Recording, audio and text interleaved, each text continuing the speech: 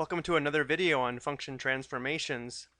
This video deals specifically with a reflection about the x-axis and the y-axis. So if we're comparing f of x to the function in this form, we'll be taking a look at how the sine of a and the sine of b affect the graph of the original function. So even though we have talked about vertical and horizontal stretches and compressions, we haven't talked about what happens when we change the sign of a and b. Y equals negative f of x reflects f of x about the x-axis. Remember, f of x is equal to y. So if we change the sign of the y coordinates, that would reflect the graph about the x-axis.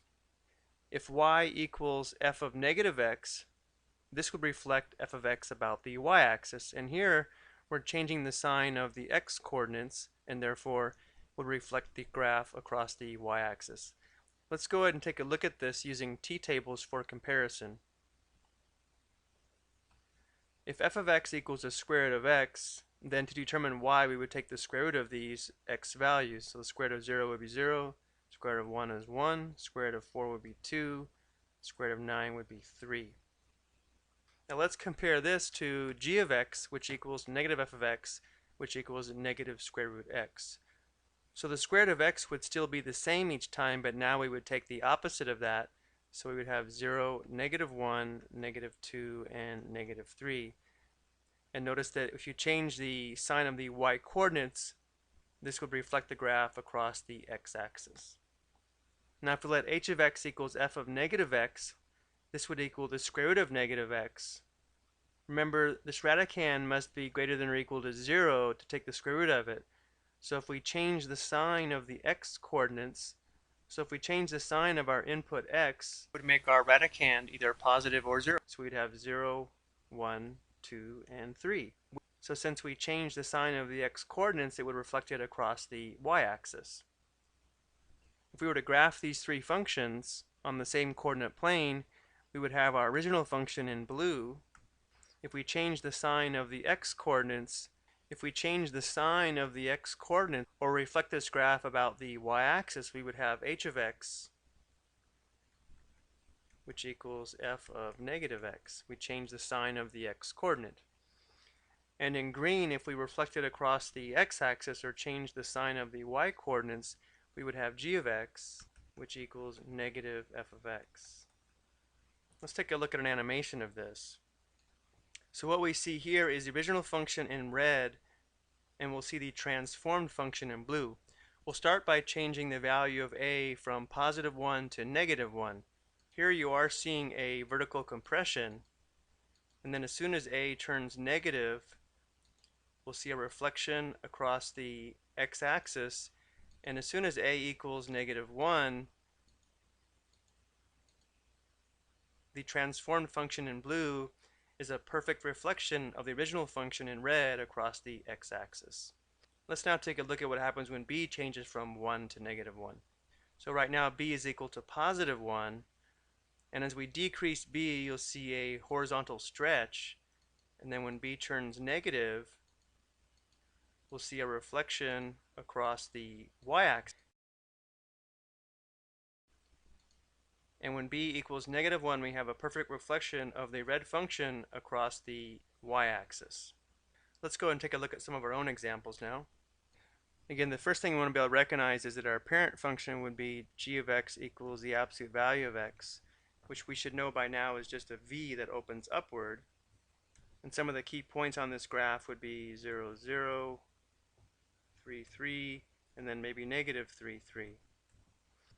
So f of x is really just the opposite of g of x, which is equal to negative absolute value of x. And here we should be able to recognize that a is equal to negative 1, or that we're changing the sign of the y coordinates, therefore it's a reflection across the x-axis. So instead of opening up, the given function will open down. So we can just change the sign of these y coordinates. So we'd have the point negative 3, negative 3, still the origin, and then 3, negative 3. This would be the graph of f of x equals negative absolute value of x. Again, the original is in red, and the transformed or reflected graph is in blue. And here we have f of x equals the cube root of negative x. So our parent function would be the cube root of x. Now this one may not be quite as obvious as some of the others that we've done. Let's go ahead and sketch this parent graph. So if we take the cube root of negative 8, that would be negative 2. So we'll plot the point negative 8, negative 2, 0, 0. And then the cube root of 8 would be 2. Let's find two more points. The cube root of negative 27 would be negative 3, somewhere here. And the cube root of positive 27 is 3. So the parent function looks something like this. But we want to graph f of x equals the cube root of negative x. So f of x is equal to g of negative x, which is equal to the cube root of negative x. So here notice we're changing the sign of the input or every x coordinate. So let's go ahead and just replot these points by changing the x coordinates. So we still have 0, 0. And then instead of 8, 2, we'll have negative 8, 2.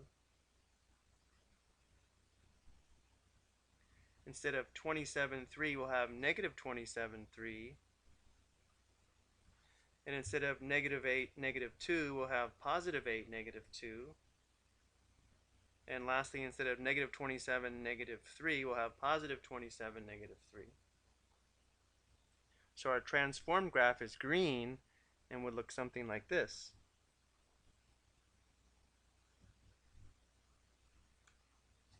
And now we can see it's a reflection about the y-axis.